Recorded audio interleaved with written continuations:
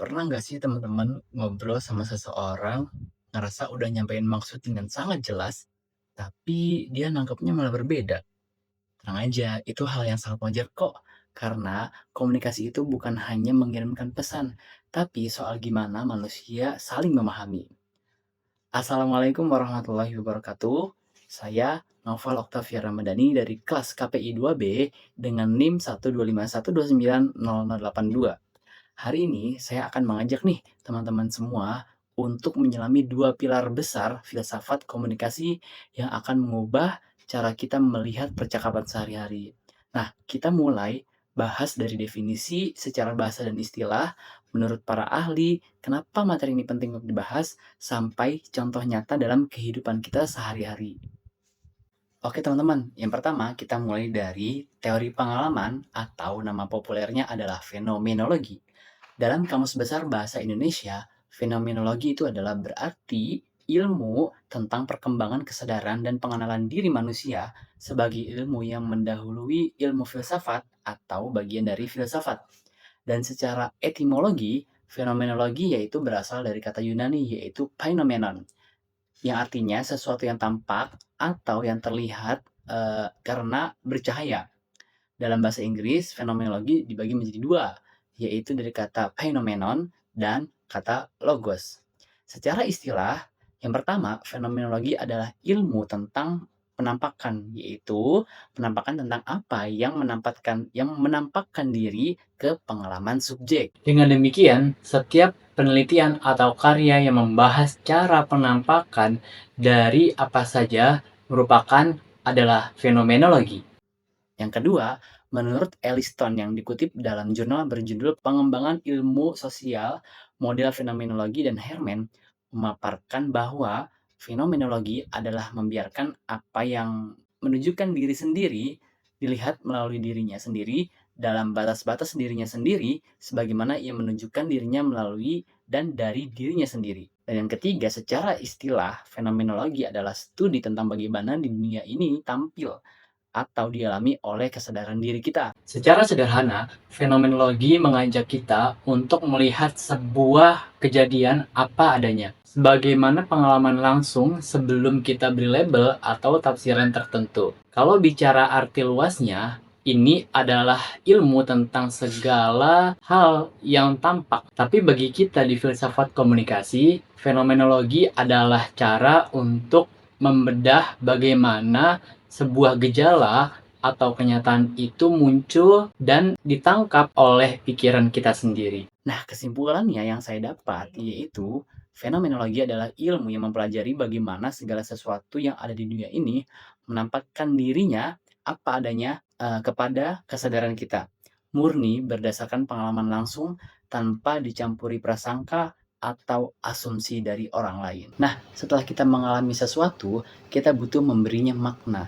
Disinilah pilar kedua masuk, yaitu teori interpretasi, yang di dalam filsafat disebut hermeneutika. Menurut KBBI, interpretasi artinya memberi kesan, pendapat, atau pandangan teoritis terhadap sesuatu, atau bisa disebut juga sebagai penafsiran. Menurut buku yang dicantumkan, hermeneutika berasal dari kata Yunani, yaitu hermenein, yang diterjemahkan dengan menafsirkan, dan kata bendanya hermeneia yang artinya adalah tafsiran.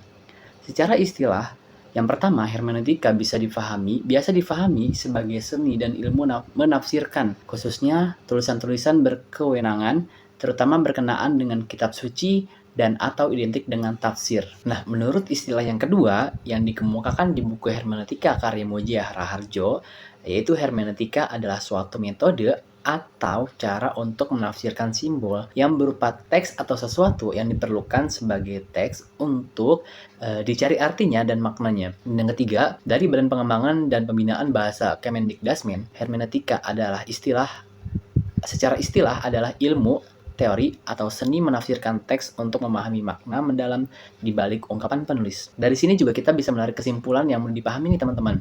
Jadi, hermeneutika adalah seni, ilmu, atau metode untuk menafsirkan dan menggali makna mendalam di balik sebuah teks, simbol, ataupun ungkapan, agar kita bisa memahami maksud asli yang ingin disampaikan oleh pembuatnya. Seperti itu teman-teman. Nah, selanjutnya Kita akan bahas fenomenologi menurut beberapa ahli nih teman-teman. Yang pertama, yaitu menurut Edmund Husserl. Beliau menekankan konsep epoche. Apa sih epoche itu? Epoche adalah menunda segala prasangka agar kita bisa merasakan pengalaman orang lain secara murni. Menurutnya, komunikasi itu harus bersih dari yang namanya prasangka. Ia juga berpendapat bahwa komunikasi harus dimulai dengan kembali ke benda itu sendiri. Maksudnya apa? Maksudnya adalah fenomenologi membiarkan sesuatu menunjukkan dirinya sendiri melalui dan dari dirinya sendiri. Yang kedua ada fenomenologi menurut Martin Heidegger. Dalam buku karya Muhammad Farid yang ini, konsep being in the world digunakan olehnya yang artinya manusia hidup atau mengungkapkan keberadaan dengan mengada di dunia. Baginya, pengalaman komunikasi adalah cara kita menunjukkan keberadaan kita sebagai manusia itu sendiri. Yang ketiga ada dari Alfred Schutz. Menarik pemikiran filsafat karena interaksi sosial sehari-hari untuk menjelaskan bagaimana sih kita bisa saling memahami saat berkomunikasi. Bagaimana juga kita berbagi pengalaman yang sama dengan orang lain di keseharian kita. Yang keempat menurut Jean-Paul Sartre, ia melihat fenomenologi adalah tentang perjuangan kesadaran dalam mendefinisikan kebebasan manusia di tengah dunia dan di bawah tatapan orang lain. Dan yang terakhir yaitu dari Max Keller, memperluas jangkauan fenomenologi ke ranah perasaan dan nilai. Baginya, pengalaman adalah tentang bagaimana kita merasakan kehadiran nilai dalam setiap fenomena yang kita temui melalui pengalaman emosional. Nah, gimana? Keren-keren banget kan para ahli filsuf tadi? Nah, selanjutnya saya juga akan membahas hermeneutika menurut para ahlinya juga nih, yang pastinya nggak kalah keren dari yang tadi. Yang akan saya bahas ini itu saya mengutip dari buku yang berjudul Hermeneutika Menggali Makna Filosofis Teks. Yang pertama yaitu menurut Friedrich Ernst Daniel Schleiermacher, hermeneutika merupakan teori untuk memahami komunikasi verbal, bukan untuk menjelaskan, menggunakan teori, atau menerjemahkannya. Ia menyebut interpretasi sebagai seni memahami sisi bahasa, sekaligus sisi psikologis atau maksud hati si pembicara atau pengarang. Yang kedua, menurut Wilhelm Dilthey, interpretasi adalah kunci ilmu kemanusiaan untuk memahami sejarah dan ekspresi hidup manusia. Ia memasukkan sejarah sebagai bagian penting dari proses penafsiran. Pemikiran Dilthey memiliki dampak yang besar pada pengembangan ilmu sosial, terutama dalam metode interpretatif dan pengembangan yang memahami fenomena sosial dan budaya. Yang ketiga, menurut Hans Gadamer, hermeneutika terkenal dengan yang namanya peleburan cakrawala. Pemahaman muncul saat latar belakang seseorang bertemu dengan konteks pesan yang kita terima. Seorang membaca teks melebarkan horizon kekiniannya sampai menjangkau horizon-horizon masa silam untuk memahami teks secara kreatif. Yang keempat, menurut Jürgen Habermas, hermeneutika yang ia gagas mengedepankan refleksi kritis penafsiran dan menolak kehadiran prasangka dan tradisi. Melalui hermeneutika kritis, ia mengingatkan bahwa kita harus jeli melihat apakah ada kepentingan atau kekuasaan yang tersembunyi di balik sebuah pesan. Dan yang terakhir, hermeneutika menurut Paul Ricoeur, ia berfokus pada interpretasi teks. Menurutnya, dalam berhadapan dengan teks, subjek harus terus-menerus memperbarui dirinya, sehingga berlanjut dalam penghayatan dan cara hidup baru.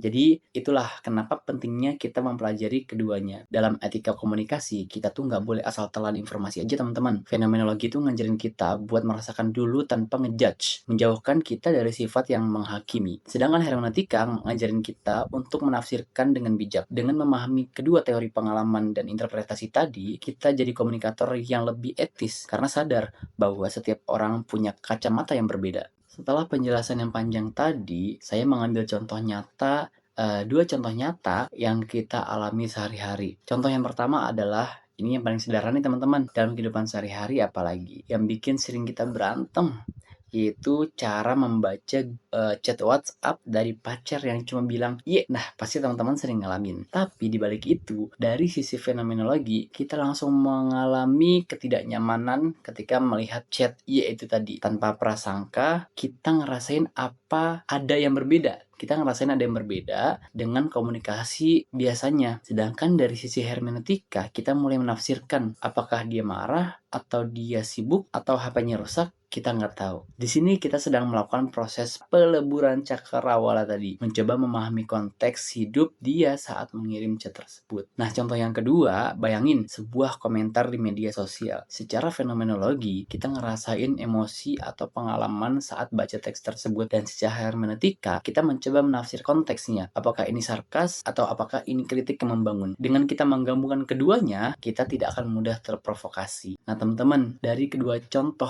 yang sudah dijelaskan tadi, kita jadi tahu bahwa filsafat komunikasi itu bukan cuma teori di awang-awang aja. Dia sangat membumi. Dengan memahami fenomenologi, kita belajar mendengar dengan hati. Dan dengan memahami hermeneutika, kita belajar memahami dengan bijak. Di tengah dunia yang penuh dengan judgement dan kesalahpahaman ini, ayo kita gunain kacamata para filsuf tadi. Jangan terburu-buru menghakimi orang lain, dan jangan terlalu cepat menafsirkan sesuatu tanpa mencari konteksnya. Etika komunikasi dimulai saat manusia punya dunia yang unik di balik setiap ucapannya. Semoga dari pembedahan materi ini tidak berhenti saja sebagai tugas kuliah. Dan semoga kita semua bisa menjadi komunikator yang lebih empatik, bijak, dan lebih manusiawi.